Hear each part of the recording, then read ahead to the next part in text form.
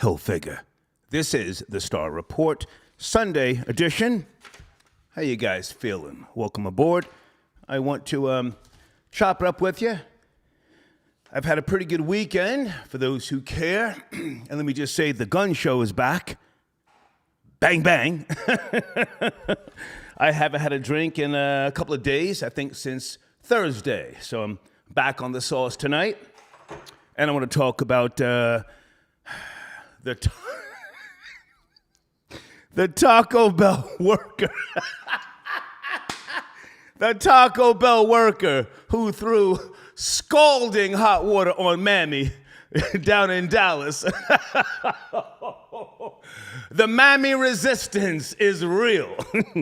There's video footage. I didn't put it in my community section. I've been busy today, but many of you saw this video. No sound to it, but it was released Friday. Hang on a second, I got a bunch of notes here. Released by the attorneys for Mammy and her niece, because they are now suing Taco Bell. Benjamin Crump is on the job, so he's in seek of a bag. You already know what that's about. But from the video, what I could gather, and many of you as well, the Taco Bell establishment was closing. Mammy and her 16-year-old niece ordered something in the drive-thru. It wasn't correct. They went back around, couldn't get it correct again, went back. And then at some point, they decided to go in, banged on the door, and the workers let them in. Because, again, it looked like to me it was closing because you had either Sophia or Isabella cleaning out the vat machine, where they fry things. I used to work at McDonald's back in the day, so I know when it's time to close down, you're cleaning out the vat. So Mammy and her niece, I'm assuming we're on some turn-up shit. I don't give a fuck. Y'all ain't getting my shit right. And then at some point, Mammy, from what I could see, tried to go behind the counter. Troll babies, yes, no? And that's when Camila, or whatever her name is, she looked like some type of Mexican, threw scalding hot water on her. Mammy gets to moving and shaking, and her niece,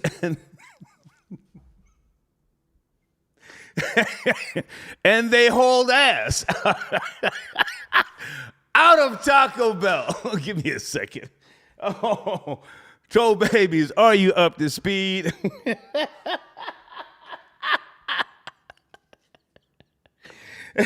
So again, there's a lawsuit now. Can anyone confirm if the woman who threw the scalding hot water is some type of Mexican? Viva Mexico! I've never had an issue with Mexicans. Some of you get upset with me when I say that. Was the little Mexican, whatever her name is, Consuela, Isabella, was she ready for the bullshit? Was Mammy and her niece talking into the speaker, at the drive-thru? Don't make me come in there. I told you, extra sauce on my fucking burrito. Late night, they're closing. Mammy said, okay, y'all got me fucked up. Let me park this car. The Eclipse with bald tires. And then she goes up in there. And the team is ready. They're ready for her. Now you're suing. Okay, I should be all set. Guys, how's the audio spelling? Because I want to slow this down and I want to talk to you about the Supreme Team docu-series, 3 parts. I watched it for you. The Showtime presentation, directed by Nas, a.k.a. Nasir Jones. Good man, met him a bunch of times. He even gave me a Godson plaque hanging upstairs in my office. Not that that means anything, but he did a great job. And he also has a team at Mass Appeal. I think he purchased Mass Appeal years ago, I forget. But I want to talk about this, and I want you guys to talk first. I don't want to sway the conversation. I don't want to take you down a path because I was there, you know. I talk it, I walk it. I was there during those days. Class of 82, I went to Andrew Jackson. You know this already. I went to school with Jam Master Jay, Hurricane from the Beastie Boys. So I've got my thoughts, my opinion, but I want you to call in, chime in, you know, however you can do it, with regards to what you thought about this docuseries, if you saw it. Hold on a second. Hold on, guys. I forgot to text somebody and say I'm live. Deeds, are you out there? Did you get my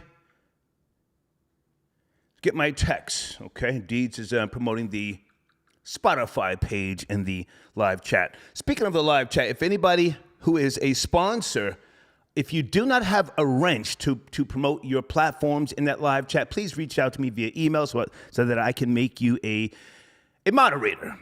I want sponsors and advertisers to have wrenches to promote in that live chat.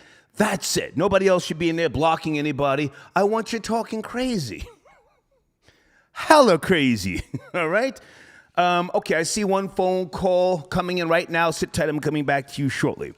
But again, I want to focus on Mammy. Mammy got to work down there in the 214 Dallas.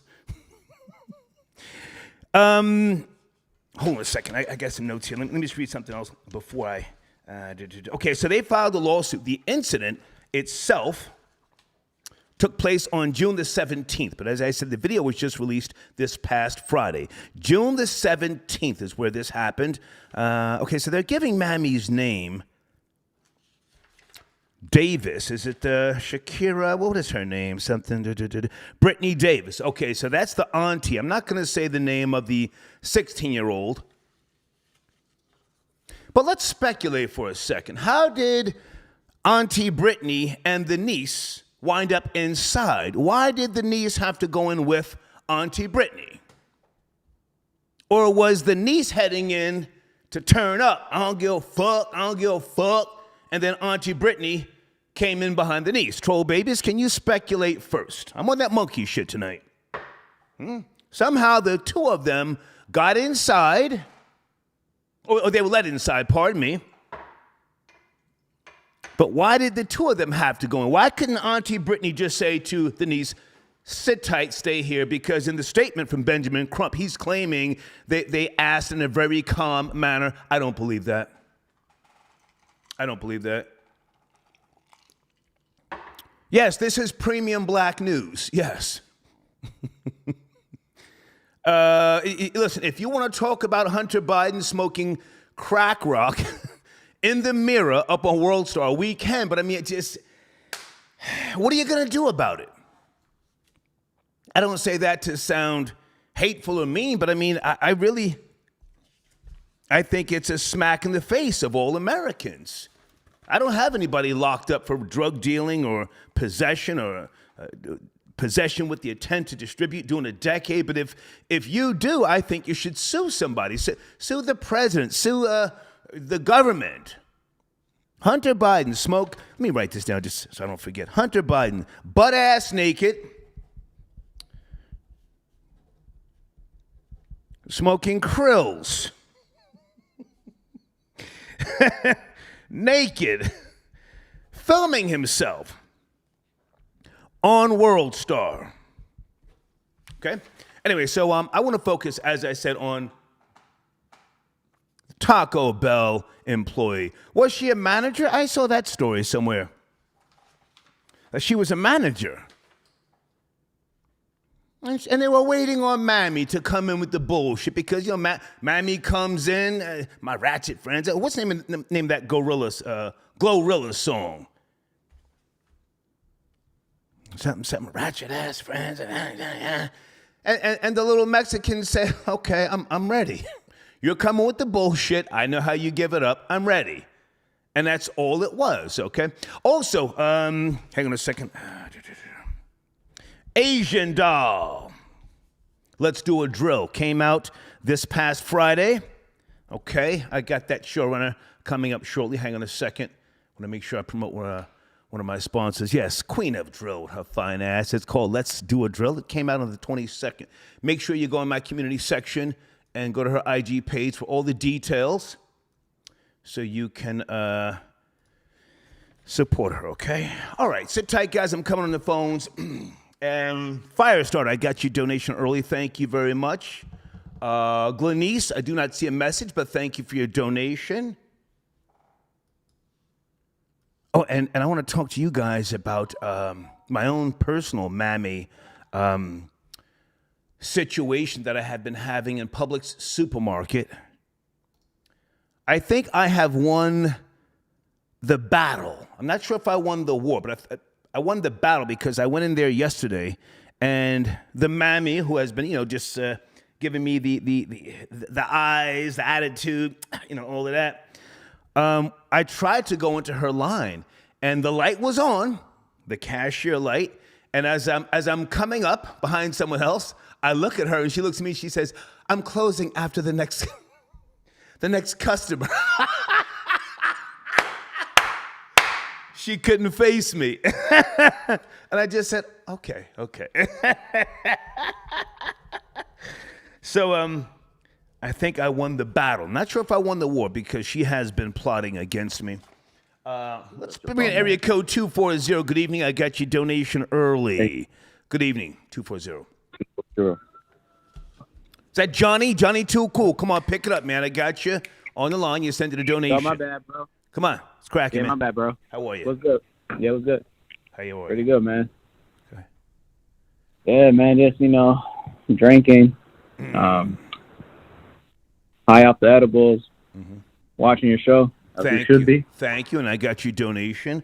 Did you see the video, Johnny, first and foremost? Down in the Dallas area. The Taco Bell incident? Taco Bell, yes. Don't lie, Johnny. If you didn't see it, just say, "Star, I didn't see it. I just wanted to call in. I'm a little wired." Yeah, I'm lying, sir. You're cap, I just caught on. I was trying to watch. You're a cap and spick. But listen, I fuck with you. I appreciate the donation. So listen, man, I don't want to, come at you sideways. You've been holding down this machine for a good while. Are you back on the booger? Yeah, I drove 4 hours. Yeah, you drove 4 hours to to my events. Are you back on the booger sugar tonight? Respectfully, what's going on with you? I gave you I don't know if you remember. I gave you a beer. A beer? Yeah, I think you were kind of lit, but yeah, I gave you a beer. Okay. I told you want a shot. You're like, nah, just give me a beer. Okay, so you bought me a beer at the event. Okay, that's nice. But now listen, man. Yeah, but with all due respect, Johnny, because I gotta get back to the topic. You called in. Yeah, of course, yeah. You called in last week. You said you were on the yayo. You said it, not me. So I was. Yeah, I'm not lying. Are you okay? Do you need help?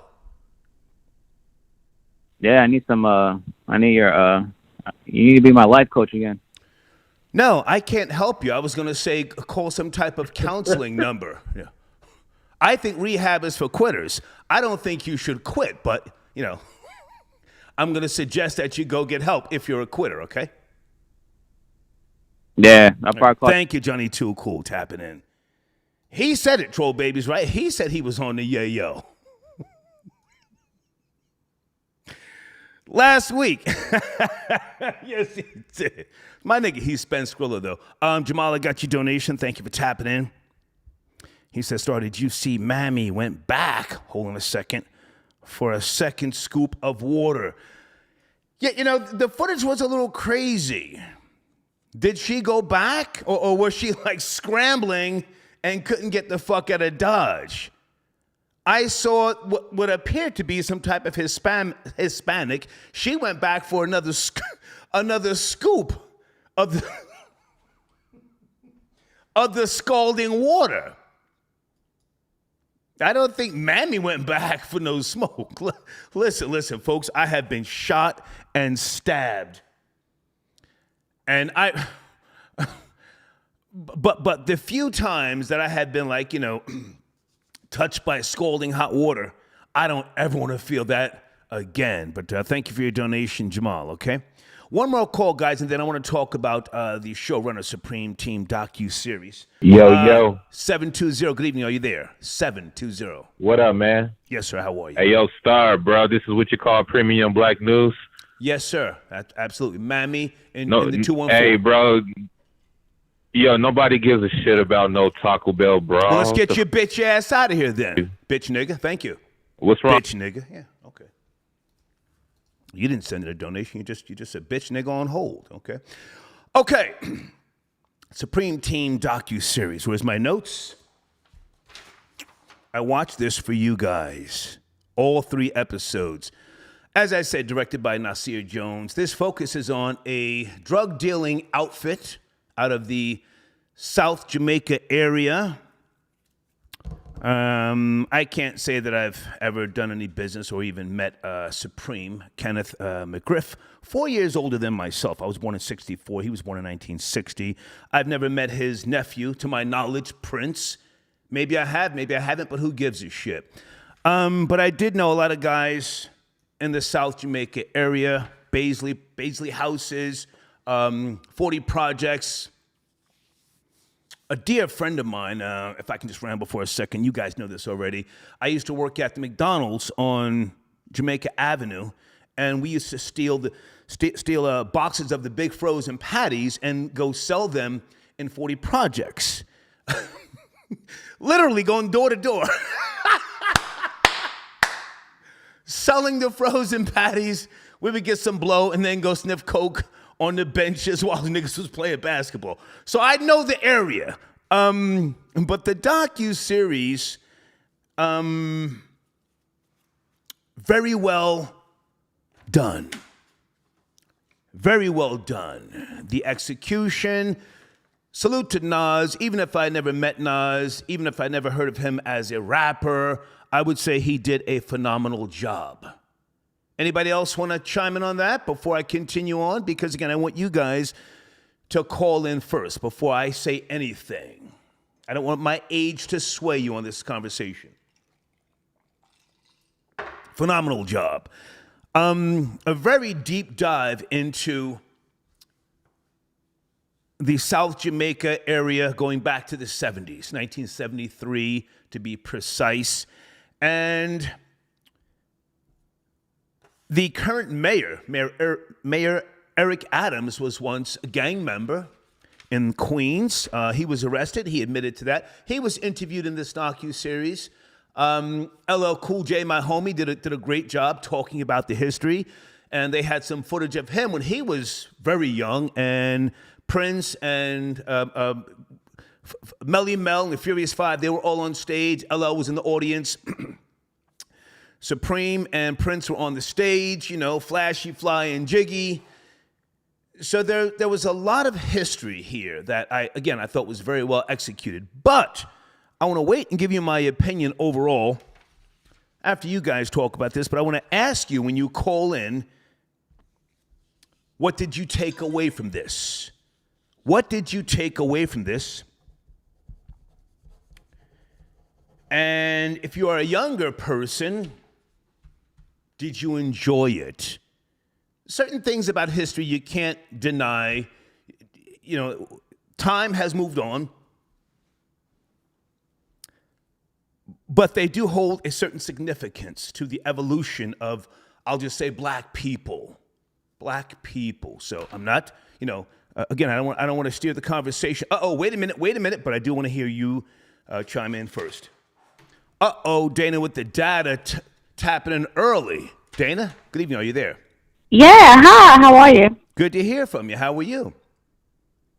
Good. So I mentioned to you about the documentary, I think over a week ago, and that's when I watched it. Mm-hmm. And yes, Nasir Jones did a wonderful job putting that documentary together. And I'm looking forward to more production coming out of Mantapil Production. Okay. It was interesting because... Now, Dana, hold on a second. Don't repeat what I told you earlier, because I want to wait until people chime in first before I give my assessment of it. But you saw it before me, and then you said, "Story, you gonna watch?" And I said, "I don't know. I might get around to it," but I did. So go ahead. I don't care if you spoil things for people. What is your take on this in detail? Yeah, well, I said my opinion is it was well done, put together, but there was no redemption. And when I did the reaction, I did a reactionary video, and that's what I put on the thumbnail: redemption ? And I would say the only person in my eyes that showed a little bit of redemption was Prince. And that's because, yeah, he applied for the First Step Act and he wants to come home because, you know, when you they're going to end up dying in the penitentiary. But that Supreme just, I realized that at the end of the day, it was a bunch of ignorant niggas with a whole bunch of money. And their reign lasted, 7 years total. And that's a long time when you're in the drug game, especially back then, you know, with what they accomplished. Okay. It's only a short time frame. 5 years is a good run.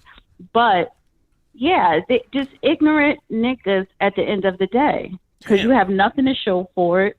Now, hang on a second, Dana. You're using the NIGGER pretty harsh, and that's what I said to you. Now you're trying to flip it back. I said to you earlier I didn't see redemption. What are you doing? But I said that a week ago when I did my when I watched it. Gotcha. Okay. Well, hang on a second. Since you started down this path, that's what I said to you earlier when we spoke. I said I didn't see any redemption from Supreme or Prince. So continue on. And why do you have to call them niggers? I mean, how old are you again? You're in your 40s, yes? Not ER. I was saying niggas because that's how they were behaving. I'm not saying it casually. Mm-hmm. You know, we in that street life, that's what they was calling each other, nigga. Like that's what it was. Okay. But you have nothing to show for it. You know, I'm not going to sit up here and say you are a stand-up guy. You had plenty of opportunity, especially Supreme, to be legit. You chose the street. So you chose to be a nigga. You chose that. Damn. So to me, that's the ultimate stupidity when you were offered an out. And you were offered an out, you build your own movie production. Now, I do want to tip my hat to 50 Cent because he used all that Supreme Street Kingpin or whatever. Mm-hmm. He used him for his fame to claim, you know, and that's what you're supposed to do. He used Supreme as a pawn.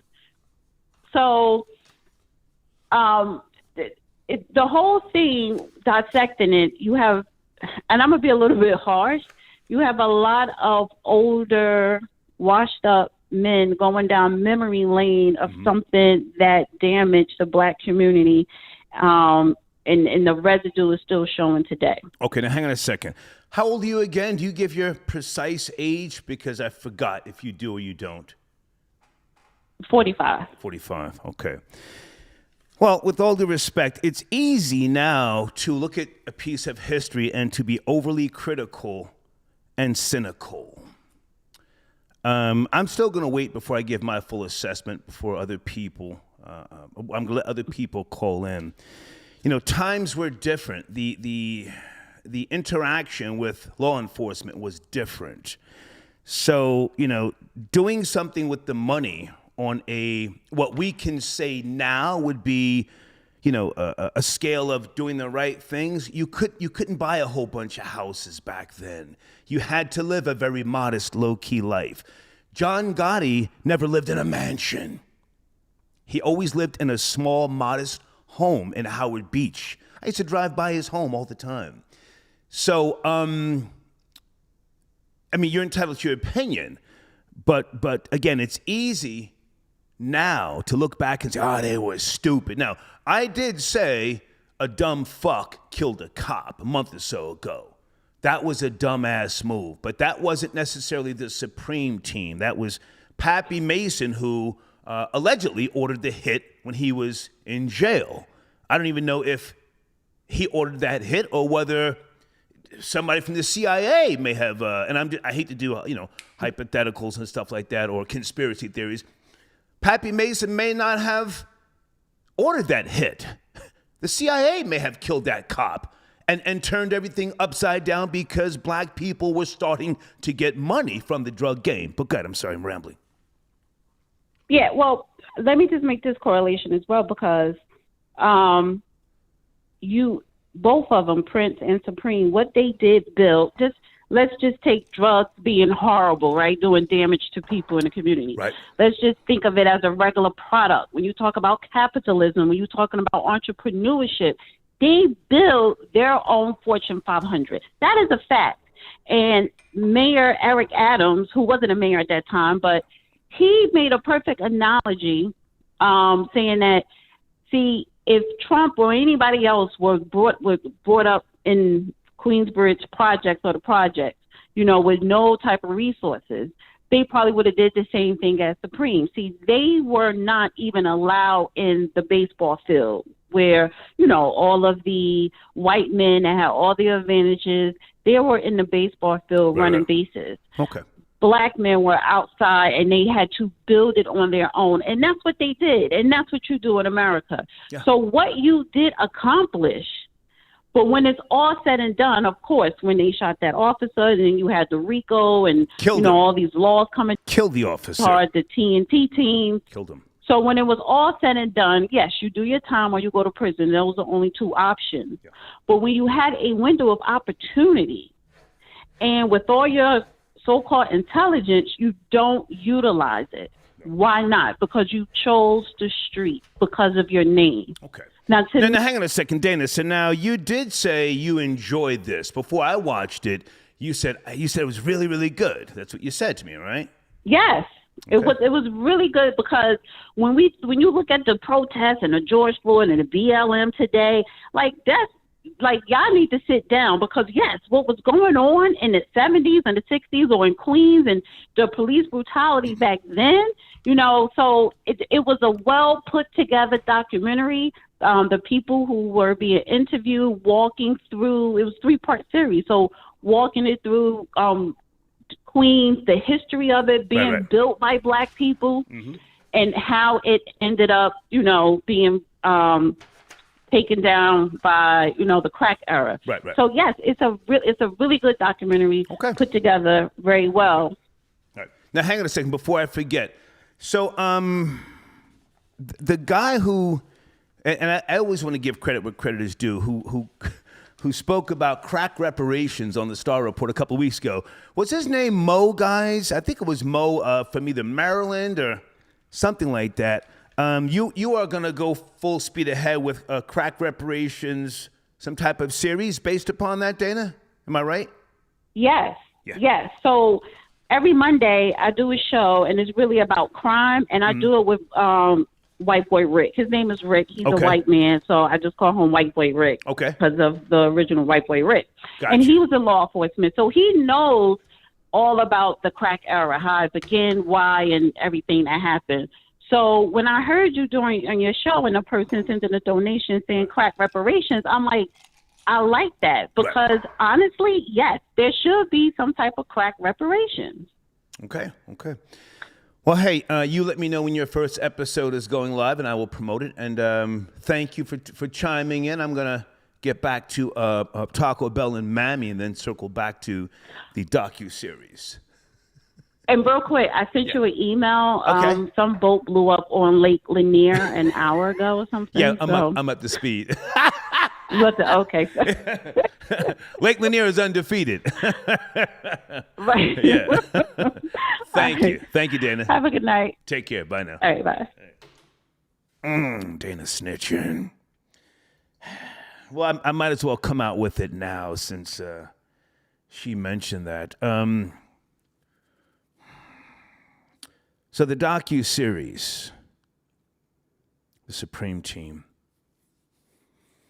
unless they didn't add that part in, I don't know if Supreme is doing anything by way of redemption or remorse. But I heard nothing from the two of them. And for those who have not seen this docu-series, it focuses on Supreme, a.k.a. Kenneth McGriff, and his nephew, Gerald Prince Miller. Gerald Prince Miller. Again, I'm going to wait until you guys chime in before I give my full assessment, but overall, I think the production, everything was great. Vega Music 305, I got your donation. Yo, started you see them niggas in Brooklyn robbing the church and the pastor on Facebook Live. They even took his gold rings. Shaking my head. Hashtag streets gotta eat. Yes, sir, I did. You're talking about the Brooklyn pastor. What is his name, guys? I had his name, damn it.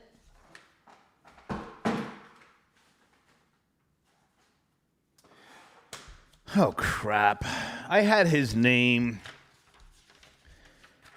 This is a real flashy, fly, jiggy pastor. He's been linked to 50 Cent. He spoke at Biz Markie's funeral, Black Rob's funeral. And he himself, here it is. His name is Whitehead. What's his first name? Is it Lamar? He was convicted in 2016 of a fraudulent auto loan scheme, where he was charged with identity theft and grand larceny. But since then, he turned his life around. He's friends with the mayor. What's his first name, troll babies? Is it Lamar? Yeah, just another pimp pastor. Lamar? Is it Lamar Whitehead? Let me Google that just to be sure, because I lost the goddamn papers that I had. But anyway, Vega, Music 305. Yes, I did see that story. What happened to the goddamn notes that I had? Yes, Lamar. Lamor. Lamar. Hold on, Lamar Whitehead. Yeah. I saw the video. I didn't post it on my page, the community section. I was busy. But thank you for your donation, all right? So what I was saying, pardon me. He did a live about a year ago talking about either his ex-wife or one of his baby's mamas accusing him of all sorts of molestation and so she's got an axe to grind with him, according to him. I don't know if this is true or not. He says she put false charges on him. So maybe she set him up. Maybe he thought it was sweet streaming live, you know? You can see the video. I mean, again, I'm not going to post it. I just got busy. But yeah, niggas ran down. Niggas ran down, troll babies. Yeah, streets got to eat, all right? Okay, sit tight on the phones. I want to just touch on one more thing here with regards to the Mammy story coming out of Dallas. So there is a lawsuit, if you're just now joining me, and Benjamin Crump is on the job, all right?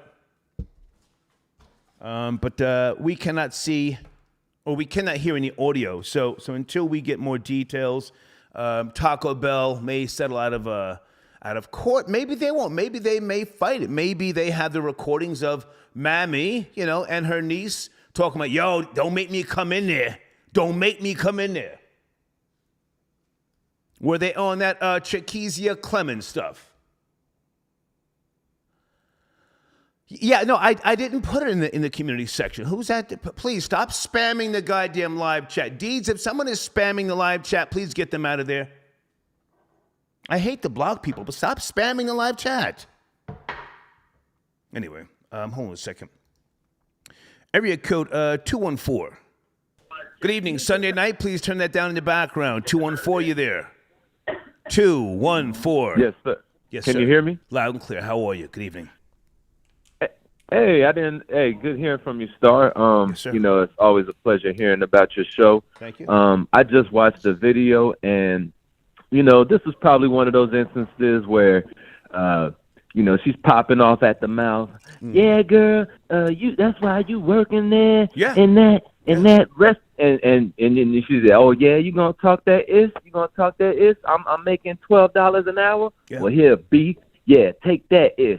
You know, and You know, that's what happened when you be popping off at the mouth talking that ish. Yeah. You know, yeah, talk that ish. What did you think about the scalding hot water being thrown Scalding on shit. Mammy and the niece? She gonna remember that. She gonna remember that. She gonna remember that shit. I'm trying to watch your algorithm, brother. But she better watch that. She always gonna remember that shit. Well, sir, please don't call me brother. That offends me. But go ahead and talk, please. You right. Call me My brother. bad. You know, I'm very much inspired by you. By the way, I got a podcast. I ain't gonna promote it because I know this is about your show tonight. But Sir, if you send in a donation, you can promote it. Did you send in a donation? I mean, I'm here for it. oh, I'm sending a donation right now. Send it right I'm now. on my last couple of dollars, but I'm sending one right now. I'm Okay. gonna send you one. I'm gonna send you $3 All right. just to show you I'm about that. Well, no, sir. Don't send me $3. Keep that, sir, and don't call back, please. Yeah, let's get him out of here. $3. Fuck wrong with that nigga? $3. Hang on a second. Hey, Deborah, I got your donation. Lake Lanier is haunted due to Oscarville, Georgia. Yes, we've had that discussion here going back to 2019. Deborah, I go to Lake Lanier all the time. Love it. I don't get to drinking and smoking, doing all that extra shit, jumping in the water, bump your head on a goddamn tree that's been down there ever since they flooded the area. No. Black people were thriving there, and white people couldn't take it. You are absolutely right. Yeah. Troll Babies, a nigga tried to send me $3 thinking he's going to promote something for $3. The fuck? Also on the screen, hold on a second. Devious J, where are you, sir? Do you want to tap in? Devious J, where's my other sponsor? Credit Wiz Pro. Any of my sponsors who are watching right now and you want to chime in, just shoot me a text or email and say, Star, I'm here, let me get on the line and promote, okay? Hold on a second. Let's bring in area code 253. Sunday night, good evening, are you there? 253. Yes, sir, I'm in the building. What's going on, big nigga? How are you, man? We're talking about Mammy down there in the 214, scalding hot water. You up to speed? Yeah, I'm up to speed. I mean, come on, we know what that's about, man. I date plenty of women, man. I'm around plenty of women, and I always urge them, man, just chill out. you gotta chill out, or you'll get scalding hot water poured upon you at the Taco Bell. It's not that serious. They didn't put the chicken in your gordita crunch. They put the beef instead. Whatever, no big deal. Right. Or the icy machine is broke. It's nothing. It's not that serious. It's not that serious. Sometimes sisters take things too serious. Yes, and now you saw the video? You saw the video? Yeah, I saw the video. Okay. I saw the video. Can you turn that down in the background because it's bleeding back through and, it's a little hard? No, I don't got nothing in the background. Okay. I don't in the background. It's not me, so I'm looking at my phone system. But go ahead. You were saying? Go ahead. No, but sometimes sisters they just taking things too serious and get too rowdy with the people who are serving our food, man, and it ain't that big a deal. It's Taco Bell. Just like, I'm sure like the last caller said, they're like, oh, you just working $12 an hour, making $12 at Taco Bell. In that same way, the little money you're spending at Taco Bell ain't even that serious for you to get that up in arms. Yeah. It's not the Capitol Grill. Calm down. But I'm all for them getting the bag. I'm all for them getting the bag out of Taco Bell because Taco Bell. I'm all for black people suing corporations and getting some money. I'm with that all the way. I respect that. Yeah. Okay. Well, hey, man, I appreciate the call. Did you see the Supreme Team docu-series? I'm asking folks about that as well. I've been hearing about it. I'm interested to see, what's going on with that. I'm sure I'll tune in to watch it for sure. I know. I recommend it. A hell of a story. They messed it up. I recommend it. Yeah. Did you have any part of in the behind the scenes? Helping the writers keep it authentic. Did I? No. I had nothing to do with it. But I'm just, I'm going to be as fair and objective as I can. But I recommend you see it when you find time, if you find time. All right. I feel like you were owed a bag for that, and they definitely should have used you as a liaison. That's just me. No, sir. I had nothing to do with it. But thank you for calling. Thank you. Thank you. All right, yes, sir. Thank you. Yeah, I had nothing to do with it. Maurizio, I got your donation via PayPal. Thank you so much. Yeah, the PayPal information should be at the top of the live chat. If you want to support the machine via Cash App or PayPal, all right? And I want to take one more call before I talk about the Supreme Team docu-series. I See Zombies tapping in. Salute for the Sunday Evening Live. Here's a dub. Hold on a second. Here's a dub for a pardon 50th. It's a nice stogie, okay? Thank you, man. Thank you. Oh, pardon, you meant. Okay. I don't have my contacts in. Sorry if I messed that up, all right? One more call before I talk about the docuseries myself. Good evening, area code 214. Are you up to speed? Taco Bell. G-checked Mammy. Yes, sir. Yes, sir. I just called. I sent you that $3 donation, my brother. But hey, that's my last $3, and I'm telling you, Star, that motherfucker, that shit was. Sir, you have to watch your language first and foremost. That's number one. That's number one. All right, I'm gonna watch my mouth. Okay. Number two, I'm not your brother. Stop it. Just stop, man. Okay. Number three. All right. I don't talk to nobody under $5. I'm funny style. Okay. All right. I'm gonna send. Thank you, sir. Thank you. And we send the we five. we gonna get on our, then we can talk. We gonna get on our. I'm a funny nigga from back in the days. Thank you, sir. Good night. Catching up. Thank you. Thank you.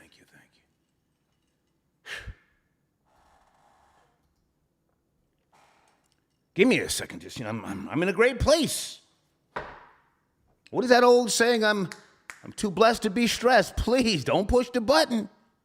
Don't push the button, goddamn. Could you imagine a nigga going to Reverend Ike's church back in the days? Reverend Ike standing there with the fucking the conch or the pompadour. That's an old hairstyle. Spitting that ism, and a nigga tries to put 35 cents in the goddamn collection plate. Hey, well, ask that nigga to get up and leave. Excuse me, sir. Can you and your fat bitch get up out those seats and get the fuck on out of here? That's how old I am, folks. Reverend Ike. Anybody know the line that Jay-Z took from Reverend Ike? Before we go any further. Before Creflo Dollar, before Bishop T.D. Jakes, Reverend Ike. Well, Reverend Ike said the best thing I can do for poor people is not become one of you. And then Jay-Z took that and flipped it. Salute to Jigga, but anyway. All right, let me do a couple of cash apps, and then I want to talk about the my assessment of the Supreme Team. Hold on a second. Supreme Team docu-series, okay? Okay, thank you to Monster the Animal. Got your donation. Okay, how much do you hear? Yeah, Johnny Too Cool. He's not on the line, but thank you so much. Gangsta of Love tapping in. Good to hear from you, sir. Rory and Big Nigga 22 was getting high on Bussy. Okay, thank you. Tone, I got your donation. Why did they leave Bimmy out of the docu-series? Sir, with all due respect, the docu-series focused on the two bosses.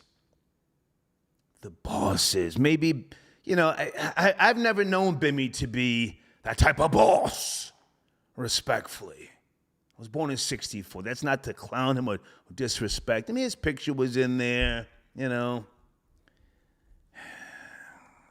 I'll just say what they gave us, what was very, very good in terms of quality and the story.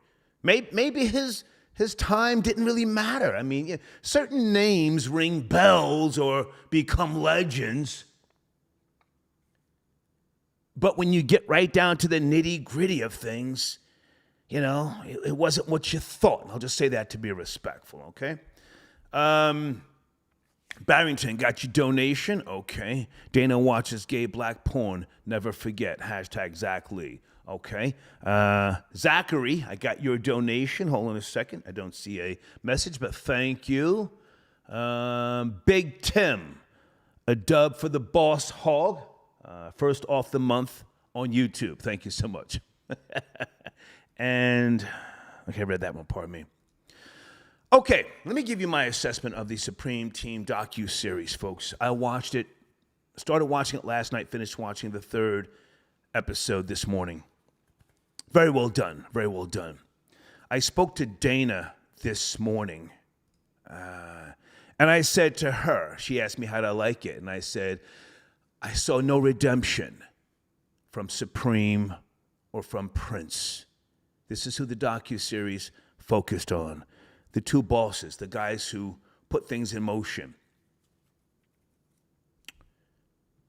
I saw no redemption. So now whether Prince ever gets out or not, and I think that he may, there's a good chance. I forget the name of the act. I don't have it in front of me here, but there's a chance that he might get out because he was convicted of drug distribution, possession, kingpin, something, I forget. But he was not convicted of any murders. So there's a chance he may be released. But at the same time, again, that's what I said to Dana. I didn't see any redemption. I didn't hear anything. If he's doing something in the system, okay. But hey, let me say this. I'm not rooting for him to get out. Same thing with Prince. Same thing with Supreme. I'm not just because I'm from that era does not mean I'm rooting for them to get out. Now, I think that the laws have been too severe on black drug dealers. And I'm appalled by Hunter Biden smoking crack cocaine, filming himself, and then we have to watch this. But I'm not hating on Prince or Supreme. So I saw no redemption, no remorse. With regards to the organization, the outfit, the Supreme Team, they were drug dealers. Somebody was going to deal drugs. If it wasn't them, somebody else would have dealt drugs. People have always been dealing drugs in America, and I think that all drugs should be legal. I don't think that Supreme was a genius. You know, someone can be clever and not necessarily intelligent. Just because someone is an orator, if I can just go left here for a second, does not mean they are an intellectual.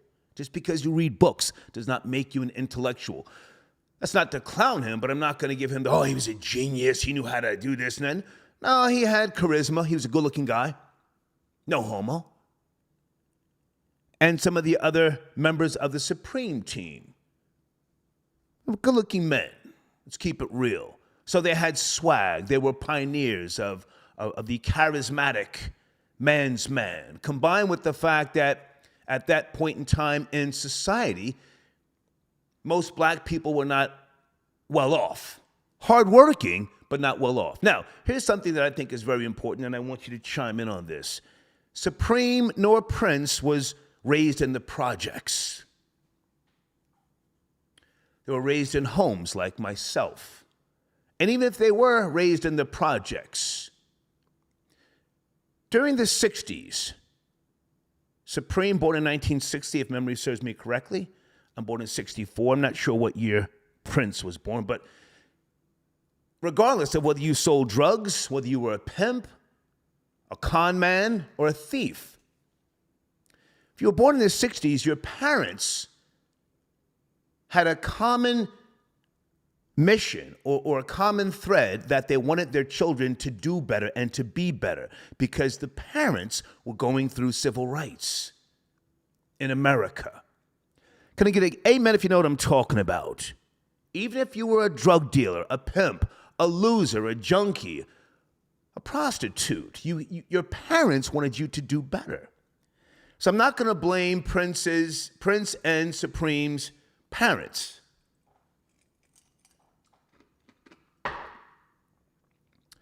And by the way, something I need to check on. Hold on a second. The television show Julia.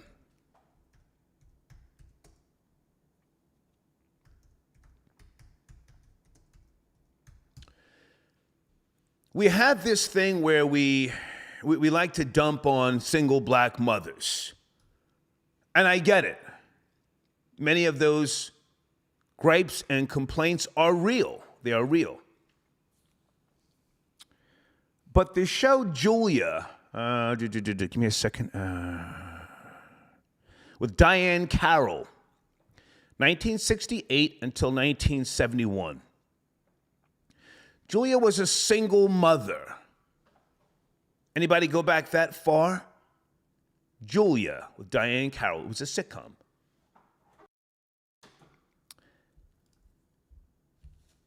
Every single black mother in America was not a lowlife and, raising a degenerate that would grow up to become a career criminal. Many people like to put that title and that label on single black mothers. When I try to give single black mothers credit, sometimes you try and tell me, oh, no. It's like you have this hatred for them. Anyway, the point is, I don't know if Supreme or Prince came from single mothers, but they were raised in homes in Queens, like myself. So I would imagine working class. Now, the paths that they chose, dealing drugs, not good choices. But then again, I'm from middle suburbia out in New Jersey. I didn't make good choices. My parents had the money for me to go to college. I chose not to. I wanted to be a rock and roll star. I moved to New York, inspired by David Sarnoff, Bernard Edwards, the bass player from Chic, and Geddy Lee from Rush. College, man, get out of here. I made bad choices. So I'm not going to hate on Prince and Supreme. Let me focus more on Supreme because most people don't know of Prince. You're just now starting to learn about Prince, who was Supreme's nephew. Anyway, so Supreme was a career criminal. No ifs, ands, or buts about it. Didn't go to college. So like myself, he was intertwined with people of lower standards. Even if they had morals, they were people of lower standards. So this is how you maneuvered. This is how you found your direction. This is who you hung out with. I think overall, the docuseries is something that you can watch and learn from. But I can't say that lifestyle in today's day and time, you can't use that as some type of model. It's different now. You got social media. You won't even get a fucking 5-year or a 7-year run like that. You won't get that type of run. But I think it has an important place in history, the docuseries. And again, I would love to hear if some of you have taken anything from it. Or is it just a piece of entertainment? Is it just a piece of entertainment and we should not put that much effort into it? It has its place in history and that's it. Okay. Phone lines are open. I'm going to bring in area code 301. Hold on real quick. 301, sit tight, okay? And also, I want to make sure I promote one of my sponsors here. www.urbangorilla.com. Okay, on the screen, it's URBNGRLA.com. Please go there. Tell them I sent you, okay? And Monster, the animal, I got your other donation. Thank you so much. Okay, and thank you, Dana. She sent me the Lake Lanier. Okay, that's one of my sponsors. Hold on a second. Where are you? Okay, you call now, okay? 202, are you there? 202. Pardon me, 301. 301, good evening. Yeah, I'm here. How are you? Good evening. Good evening, Star. How are you? I'm doing well. I thought the Supreme Team documentary wasn't good at all. Okay. I think it was a lot of confusing stuff in there. I don't understand why Joy Reid was in there. She doesn't know anybody from the Supreme Team. I actually read Queen's Reign Supreme, the book. Okay. So when I watched the documentary, I'm just like, it just isn't good all the way around. It feels like it was forced. I mean, it had its moments, yes, of course, but it's not in the accuracy and everything like that. It was just off, and okay. It wasn't good. Okay. Can I ask how old are you? I'm 28. Okay. I'm not saying my opinion should be dominant here. You know, you younger people will see something and take something different from it. You know, what book did you read? I read Queen's Reign Supremes by Ethan Brown and Curtis Spoon. Okay. And you found found those books to be more credible? Man, it deep dives into certain things, and you understand how ruthless Prince was when Supreme was locked up. Okay. So it was just it just went into detail with everything, why this happened, why that happened, and then also the thing that I think they missed in the Supreme Team documentary was the correlations between Fat Cat. They didn't do a good job of explaining everything that, you know, the camaraderie between the guys, you know. So when you really understand what happened with Fat Cat and Pappy Mason, it is great because now you understand why Supreme the way he was, and then now you really understand why Prince was the way he was. Okay. So I feel like it could have been much better. Okay. They should have did more deep dive into these guys' background. Okay. I'm not saying you're wrong, but there may be more, series coming behind this if this particular docuseries is successful. I mean, and keep in mind, in case you don't know, a lot of times you have to leave things on the cutting room floor, so to speak. You can't put everything in there. It has to move quick. It has to hold people's interest. You yourself, you're a reader, I would imagine, yes? Yes, yeah, for sure.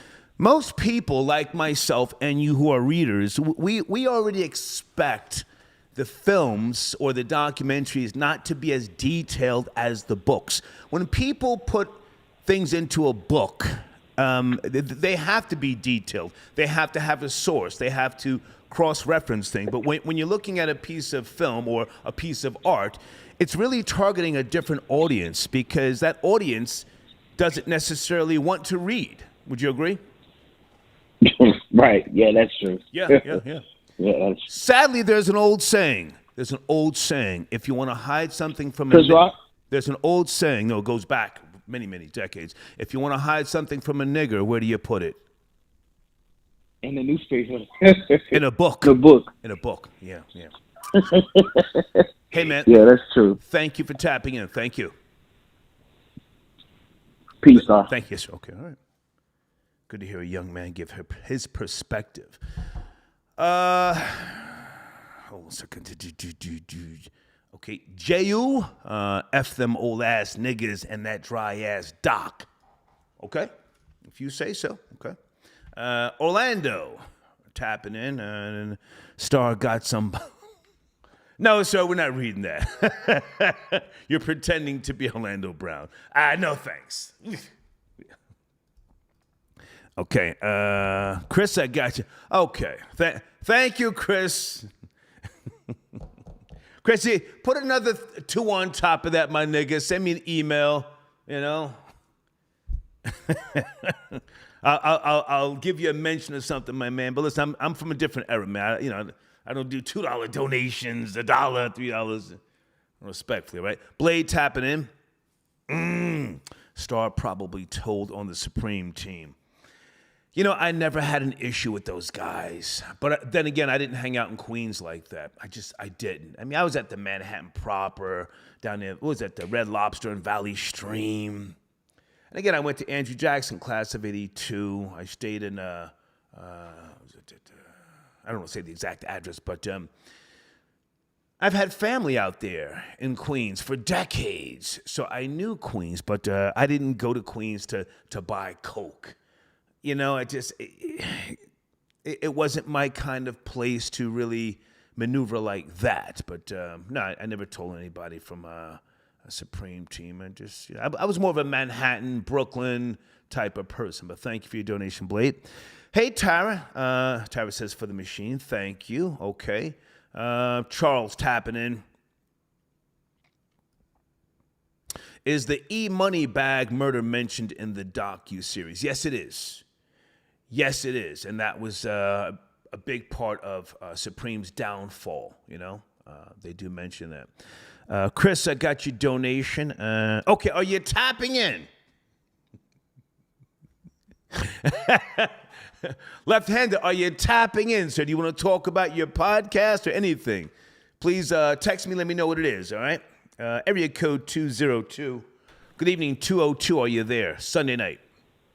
Yo, what's going on, man? How are you, Star? The voice and the number, Hello? I'm starting to remember the number. Is this Aaron, 202? It's Aaron. How are you, man? Good to hear from you. Good to hear from you.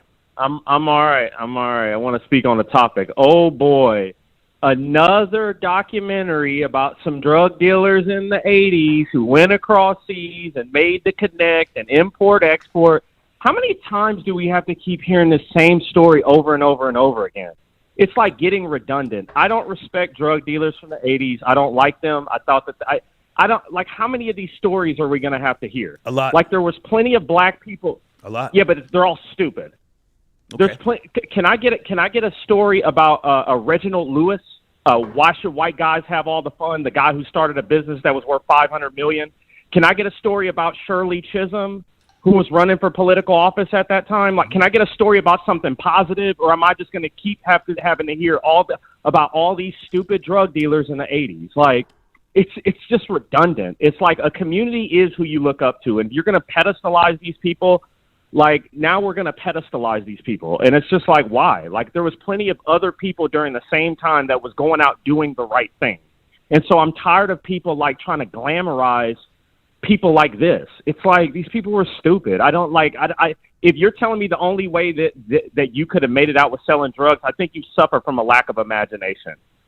So I don't like, I'm not really trying to hear that. I'd rather hear about, like, you know, like the Reginald Lewis. I'd rather hear about even, I'm not the biggest fan, but even like Marion Barry. I'd rather hear about the people that did something positive around that time, not the people who did dumb stuff and killed other black people and sold their neighborhoods and turned their neighborhoods into shit. I'm sorry. I just don't. Okay, hang on a second, Aaron. And did you send me an email, or was that somebody else, a different Aaron, this morning? No, that was me. I sent you that email about how you structure your show. Yeah. Okay. I did respond, but we can talk behind the scenes at another point in time. I did respond, okay? I agree with what you're saying. How many more times are we going to hear this story? But here's the reality. This is a very common story from that period in time. This is a very common story. Certain people, their journeys were highlighted. They were documented. The audience, in terms of what people want, in terms of those who watch certain television by way of research and programmings, they do want this sort of thing. They want this. And it's a reality we have to deal with, we have to live with. But hold on a second now. Let's go back. You said Marion Barry, former mayor of D.C.? I'm just saying, I know you're going to use the whole crack story, but I was only using, I was using him, or you could use Mario Peoples or whatever, the guy, or Don Peoples, right? He built up a real estate empire out of D.C. I'm familiar with him, but I'm familiar with him, but now you see, again, you mentioned Marion Barry. Marion Barry was freebasing, and you can see the video footage. Yeah, I know. And then the black people voted him back into office. So that Agreed. So that audience that you're talking about, who wants Supreme Team docu-series, they voted Marion Barry back into office after he was smoking. Hang on. After he was seen smoking, freebasing with a whore, the feds kick in the door, and he says, "Damn, bitch set me up." They still voted him back in office. Go ahead. Okay, I may have misspoke with that, but you have Shirley Chisholm, you have Reginald Lewis, you have Don Peoples. Yes. You have plenty of people who did the right thing during that era, who built up a good life for themselves, of course, whose family didn't have to suffer because they went to jail for 20, 30 years. Right. These people who we're celebrating are losers. They're losers to their family, they're losers to their community, they're losers to the country.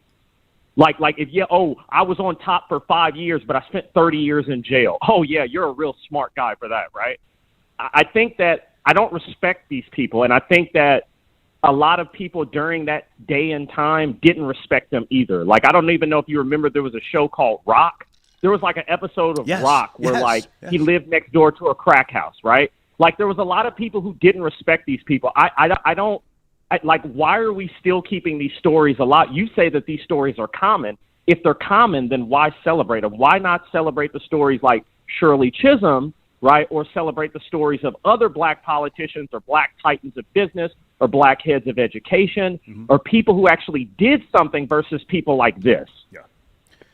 If I can respond, again, you are absolutely right. But there is an audience, and that audience is the 85%, the uncivilized, the deaf, the dumb, and the blind. They want the bullshit, whether you and I like it or not. Now, I am not celebrating these guys. I was intertwined with these guys. I am from suburbia, New Jersey. But when I came to New York, I chose to go slumming. I don't know if you know of that term or not. So, slumming, I went, and even though I didn't grow up, in the projects, 5 in the bed, somebody pissing on me and sharing sneakers, yada, yada, yada, I'm not going to look down on these people as, just all bad people. Some of these people had no choices. Some of these people had convictions. The police preyed upon them. They had nothing left but pimping and drug dealing. Things of that nature. You want to chime in there? I disagree because Okay. if you look back before this, let me just say this. If you look back before the 80s, right? If you look back before let's talk about the 40s and the 50s, right? Those people weren't living like that, right? Yeah. If they had a moral standard and a moral code. And when you lose that moral standard and that moral code, and one of the ways you lose that is by uplifting people who are degenerates. And when you lose that moral code, then that's how communities turn away and things like that. And if you grew up in suburbia, then your parents gave you a nice life, and you should, they didn't want you to be around that stuff. And I think that we have to be honest about what goes on in those environments. And there are a lot of people who beat the odds and make it out of those environments. And there's a lot of people who fight for people for people. I'm just going to be honest. The people that they're trying to celebrate in this documentary are the reason why the projects are the way that they are. Absolutely. They're the ones that are bringing all the crime. Absolutely. They're the ones that are doing all the stuff. How many lives did these people take? How many mothers had to go bury their sons off of what these people had done? I'm just saying it's getting old. Like, it's really, I think that a lot of people, I hear certain people on social media and like they're just over the gangbanger stuff. It's just everybody had to do dirt, right? Even you're half Italian. The Italians had to do dirt. Now their children's children are in Princeton and Yale and Wharton and all these great schools. It's like, why are people still doing dirt? Yeah. It's because they want to do it. Everybody has to do it for a generation or two. If I can chime in for a second, Aaron, I don't know how familiar you are with my show. I've spoken about the movie The Godfather, and most Italians, especially my mother, Neapolitans, they did not celebrate the Cosa Nostra. You know it as the mafia. The correct term is the Cosa Nostra. Yes. They did not celebrate it. And Joe Colombo, do you know that name? Is that the police guy? No. Okay. Joe Colombo from the Colombo crime family approached Francis Ford Coppola and others and said, hey, you're not going to make a mockery out of Italians in America who are striving to do better and to be better. Be careful and do not glorify the families and what it is that we do by way of killing and so on and so forth. And the word mafia is not even in The Godfather. So yes, everyone does not celebrate, nor am I celebrating the Supreme Team docu-series, but it is worth talking about to let younger people, such as yourself, give their assessment of it, and I'm not trying to tell you that you're wrong. Go ahead. Yeah, the only movie that I like is New Jack City because I love the guy that takes out, and it's because I love the guy at the end. Okay. The guy at the end, there were plenty of people who were like that. There were plenty of people who didn't want crack in their neighborhoods. There were plenty of people. I think there was like a song in the 80s or self-destruction. You're going through self-destruct, something like that. Yeah. There were plenty of people who took a stand against this stuff. I grew up watching Meteor Man, and like when I didn't have stupid Black Panther, I grew up watching Meteor Man, and that gave me a message that drugs were not right. You know what I'm saying? Like, yeah, so it's just like that. Like the Golden Lords, right? I don't need a bunch of fake, stupid people from Africa, right? I got the Golden Lords, and I got Meteor Man. So I'm just saying that I don't believe that this is as widespread as they say it is. Okay. Right. And I believe that the other people should be celebrated that fought against these people. You again, I'm not saying that you're wrong, but now also New Jack City was based upon the Supreme Team. Did you know that? Well, who is the guy at the end? Because I like him. They called him the idolater. I love that guy. He was preaching scriptures the whole movie. Yeah. I don't know who that was, but the setup of the New Jack City, I forget which projects they were claiming that to be, but that was Baisley houses back in the 80s. That's how it was ran. So again, we're not here to celebrate. I definitely wouldn't celebrate that type of low-level activity as if it were a good thing, but this is the experience of many, many people. Hey, man, do you want to chime in on Mammy? Did you see Mammy get that boiling water thrown on her in Taco Bell before you go? Got baptized by the bean and burrito makers, huh? Yeah, I saw that, right? It's like maybe they were just giving her a bath. Maybe they were trying to wash the soft scene out of her hair. Listen, I don't think people should have boiling water thrown out. I saw she was suing. So, maybe she's got a case from Taco Bell. I mean, Taco Bell sucks anyway. It's just Mammy and Taco Bell. Mammy, you gotta go. Mammy, you gotta go to Chick-fil-A. You gotta go to Chick-fil-A, Mammy. Seriously. So she's gonna get a bag. Benjamin Crump is on the job, but I love that video. I love the fact that they were waiting for her to act up, and she tried to go behind the register, and then, I love that video. Man, yeah. The only place that can handle a Mammy, right? The only place that can handle Mammies is Chick-fil-A. It doesn't matter how mad you get. I've never seen a bad incident at Chick-fil-A. Okay. So, yeah. Okay. Good to talk to you, man. And I did respond to the email. All right. We'll talk soon. Okay. Take care. All right. Bye. Okay. Aaron tapping in. Big Key. Hang on a second. Big Key says, salute to them. Pastor has been robbing people for decades. No weapon against them shall prosper except a Ruger. Hashtag take it all off, including iced out Jesus. Big Key also says, Pastor forgot streets got to eat too. And bitches got to stop this nonsense thinking people going to take disrespect. LOL. Everybody ain't playing with you, okay? Then Big Aki says, oh yeah, Zach Lee and Gangster of Love got kicked out of Taco Bell's for dancing on the tables, singing, our milkshake brings all the boys to the yard. Hold on a second, guys. PayPal donation from L. Okay, Star, you officially sold out. You got janitors in your live chat. I thought it was a free-for-all, okay? Janitors, I don't know what you're talking about. People have wrenches in my live chat if they are sponsors. Anybody else who is a sponsor, if you do not have a wrench, please email me. I want you to post links to your platform in that live chat, okay? Mello got your donation. Niggas be gay for pay. Hashtag Zach Lee. Okay. Who is it? Hey, Doris. A flashy New York. Yes, Doris, I've been talking about that. Yeah, I saw the video. It's not really trending now, so I'm not going to push that envelope. I more so want to talk about the docu-series of the Supreme Team, pardon me. And I do not see 253. Sir, where are you? Are you calling in? 253.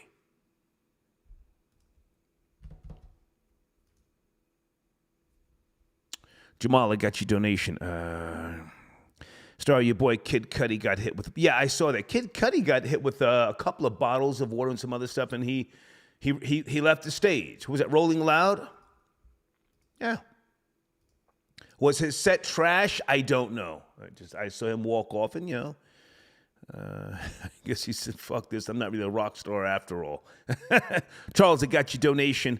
Star, I heard Stretch shot up the Sunrise Cinema in '91. I don't know, sir. Did he? Are you talking about Stretch from Live Squad? 253. Good evening. Good evening. Are you there? 253. Yes, sir. What's going on? Okay, who are you, sir? I got you on the screen. Let me see if I can find your info. Turn that down in the background, please. Yeah, I don't. You told me that. I called in a second ago. You keep telling me turn it down. I really don't have nothing at all in the background. I'm silent. Okay. Now, hold on a second. Are you one of my sponsors? I'm looking at 253. Yes, sir. Okay. Yes, sir. I'm one of the sponsors. I called in earlier. Okay. You weren't even. You're not even familiar enough with me yet. No, sir. I've got prosopagnosia. I don't remember niggas from the 80s or the 90s. You know what? You're right. My fault. And like you did a whole show on it. Yeah. Silly me. Now, hang on. You've either got a laptop or a phone. You have to turn the volume down. That's why we get the echo. Star, I'm telling you, I don't have nothing going on in my background. I'm totally muted. Okay. I'm quiet room. Do you have a laptop in front of you? Nah. Okay, well, listen, you got to... I don't know. Maybe it's some feedback. We're not on speaker, nothing. Okay. Listen, I don't know what to tell you, man, but I can't keep you on too long because I hear the echo. Do you hear the echo? Do you hear it? No. Are you on a headset? Let me try to call it on my. Let me try to call it on my other phone. Do that. Yeah, please do that. All right. Okay. All right. He might be on that Sherm stick, No, it's not me, OG. I swear. Then I get an email tomorrow. Yo, it was me, OG. Pardon self. The docu-series. What did you think?